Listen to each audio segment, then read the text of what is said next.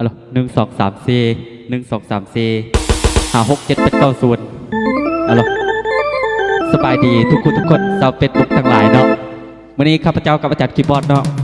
ได้มีโอกาสหยิบผลงานเพลงผลงานรำเนาะมาฝากจากหนึ่งผลงานเพลงเนาะเป็นบทเพลงของอาจารย์ดอกเพชรเด่นจพรเป็นคนแต่งเนาะทำนองห้องของอาจารย์สอนเพชรวงเทวันเนาะวันนี้สิเอาเป็นดนตรีแบบใหม่เนาะมาฝากมาตอนของพ่อแม่พี่น้องเนาะแต่ทำนองห้องแบบเก่าเนาะเอาสุดๆบัดนี้อาจารย์ดนตรีบัดนี้ม้วนๆฟังน้ำกันเด้อบัดนี้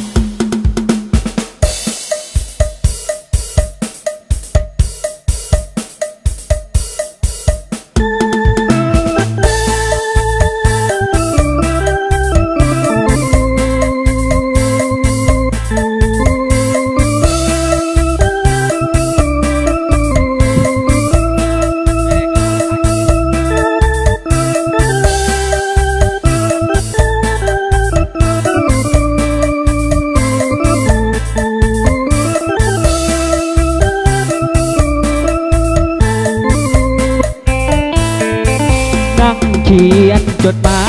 ยหัวใจของอายมันเศร้าบ่มีคำเว้าเมื่อถึงข่าวจะจากลาไกลสาวนาดำเงินขับขาดเกินไป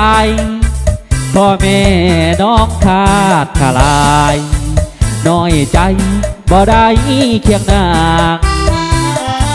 เหมือนคำเก่าคานนิทานผู้รู้นางอัวแม่เจ้าตามัวคิดไปบ้า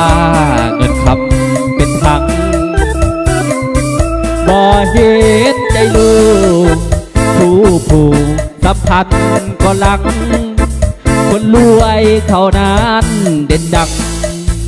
หูตาคือใจบังอ่อนแม่นบ่ให้ย่อยให้นานมันยอดบ่ขาดได้สอนสายเขาเอาไปสอนสายแน่นบ่เกี่ยวปันกฎหมายเป็นลอยบ่ได้เนื้อคู่เชียงมอนต้องจอดหนีไปตายนานั่งเขียนจดหมายน้ำตาของอายมันหลั่งสะอื้นคนข้างหากเขาห่างที่สั่งน้ำลา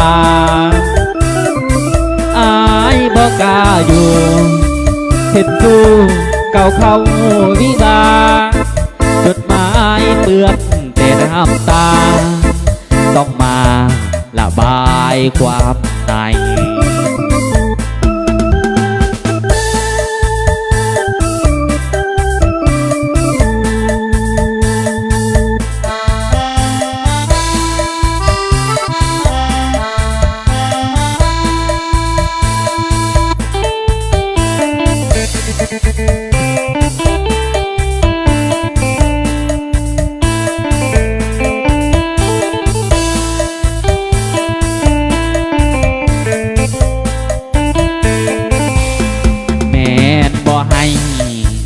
ย่อยให้นานมันบ่ยอด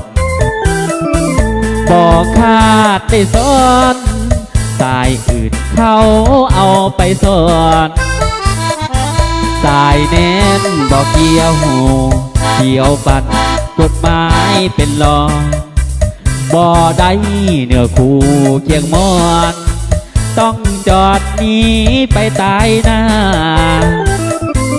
นั่งเขียนจดหมายน้ำตาของอายมันหลั่งสะอื้นคนข้างหากเขาห่างที่สั่งทำลา